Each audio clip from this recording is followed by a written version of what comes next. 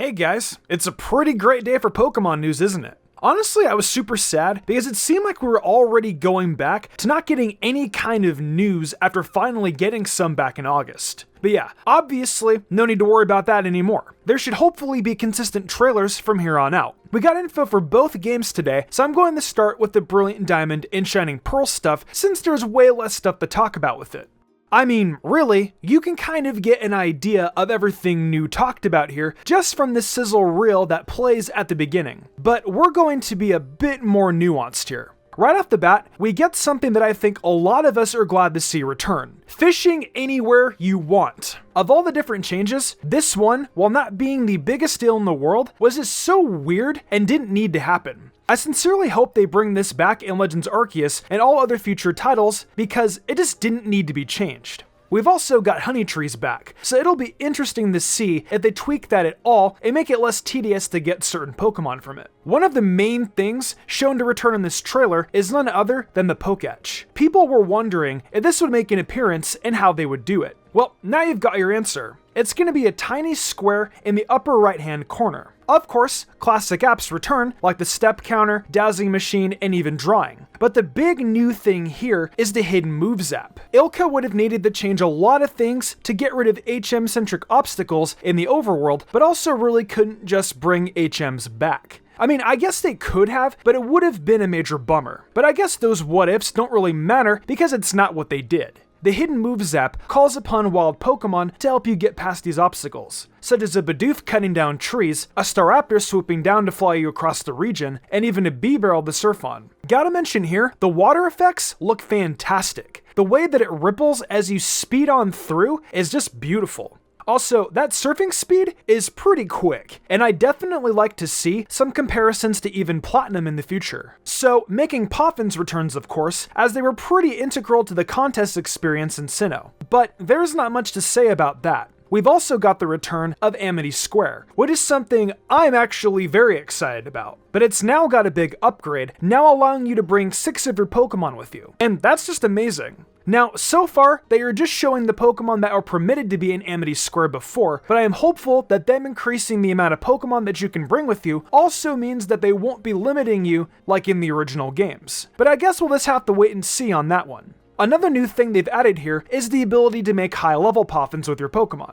Basically just bringing in the Curry minigame from Sword and Shield in. So yeah, I guess that's kinda cool. Then lastly, we've got 3 more character reintroductions with Cheryl, Riley, and Gardenia. There's not much to say here other than they look great with their full-sized 3D models. Interestingly enough, despite all the Platinum changes these remakes have brought us, Gardenia's gym does remain the same as they were in the original Diamond and Pearl games. I guess that's to be expected because these aren't remakes of Platinum, but it does make me wonder if they'll be using their Diamond and Pearl teams or if they'll choose their Platinum upgraded ones. And that's everything for Brilliant Diamond and Shining Pearl. I really wasn't expecting much of these trailers, as we've known they weren't going to be as expansive as Omega Ruby and Alpha Sapphire. But it's still nice to see confirmation of returning features that people liked and the small upgrades they receive.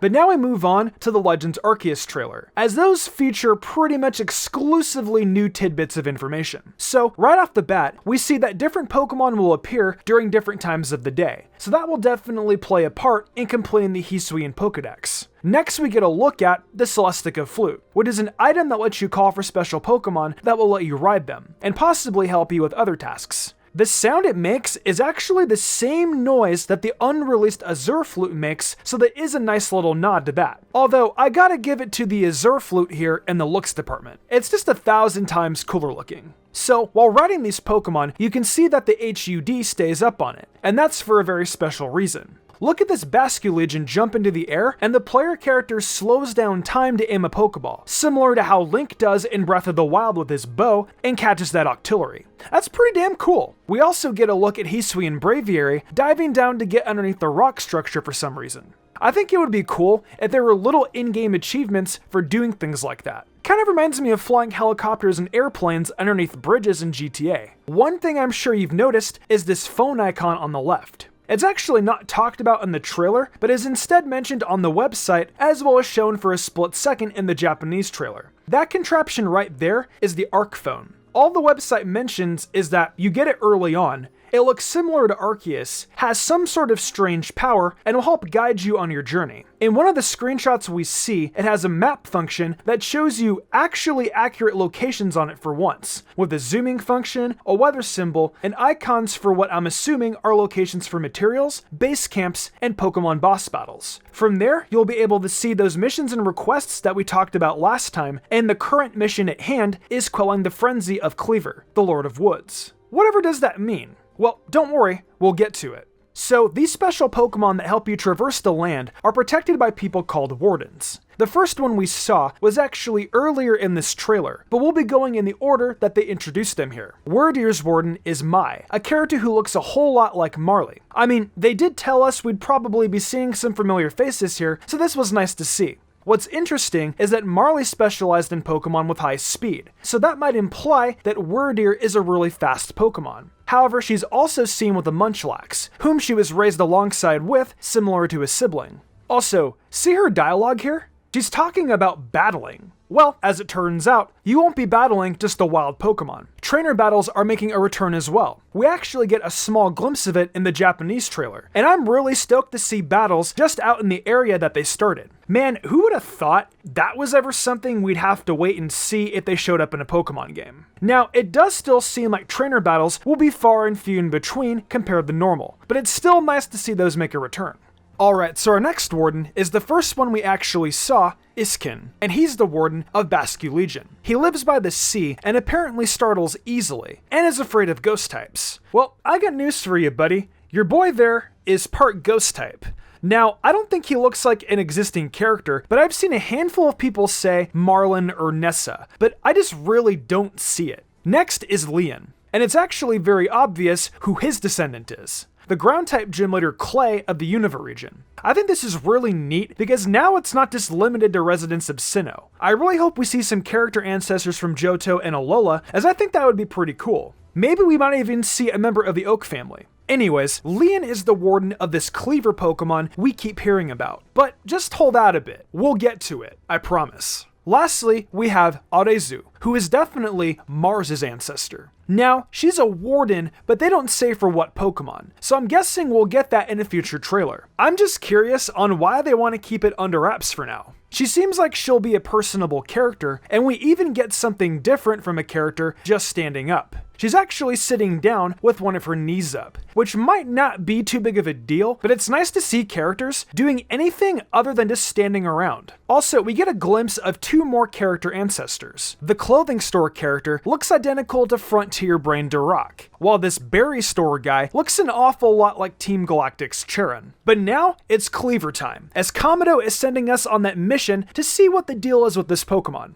Just kidding, we get to see more of the town first. We see what appears to be some sort of wood crafting store, as there's a bunch of wood and different tools out front. Now, this character looks really familiar, but I can't put my finger on it. The eyebrows and mouth remind me a lot of Kurt from Johto, but I feel that might be a stretch. If you guys have any idea on who this is definitely, let me know in the comments. Instead of boxes, we've got Pokemon pastures, and the Japanese trailer shows us that the Pokemon are just visible out in the open while in these pastures. I'm pretty curious if these are actually spread through the region and will give you the option of seeing all of the Pokemon you've collected, or if it kind of just rotates throughout the boxes and shows you different ones at different times. Will be interesting to see how that turns out. In the pasture selection screen, we can see all the usual stuff you'd expect to see on a Pokemon. But there's a curious level bar next to all of the stats. I can't even begin to imagine what that's about, but maybe it might tie into the different battling styles.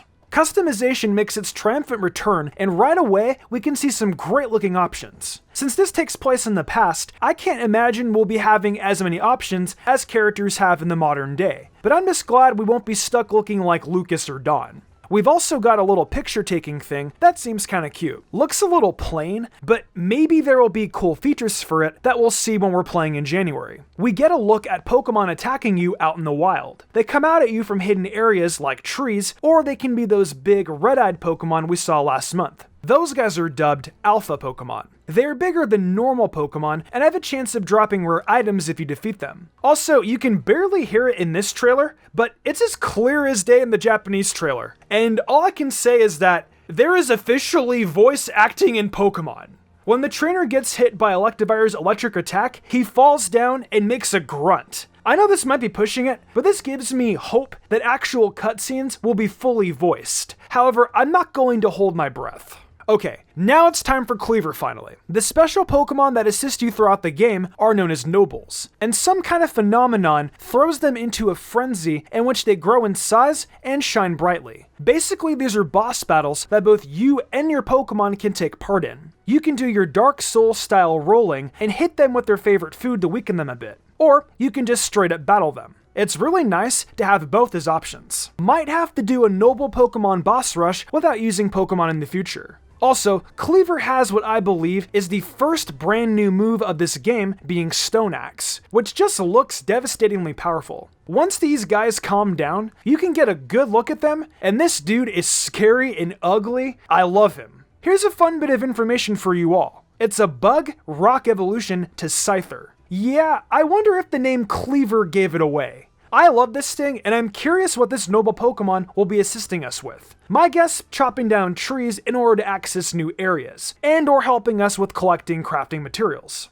Overall, these were two very nice trailers that we got. Naturally, we weren't going to get anything huge, like in that August Direct, but this was pretty sizable, especially on the Legends Arceus side of things. With Diamond and Pearl right around the corner, I imagine we'll only be getting like one more trailer with new information. But Legends Arceus should keep the ball rolling for another 4 months. So I'm ready to see everything they give us. But tell me, what did y'all think about today's Pokemon news? Did it continue to hype you up, or do you somehow feel underwhelmed? Definitely let me know your thoughts in the comments below. Hey, welcome to my new outro. A big thank you to everyone for watching the video. I want to give a huge thanks to my phenomenal team, and for the amazing art done each week by Danny the Demon. I couldn't do all this without them. If y'all enjoyed the video and want to see more content like this, be sure to leave a like, subscribe, and hit that notification bell. Be sure to leave a comment too. It really helps us out. I have a brand new TikTok for MysticSage, and I've got a goal to get 10k followers over there. If we can hit that goal, I'm going to pick a random video suggested to me by you guys and do it. So go over there and leave a follow.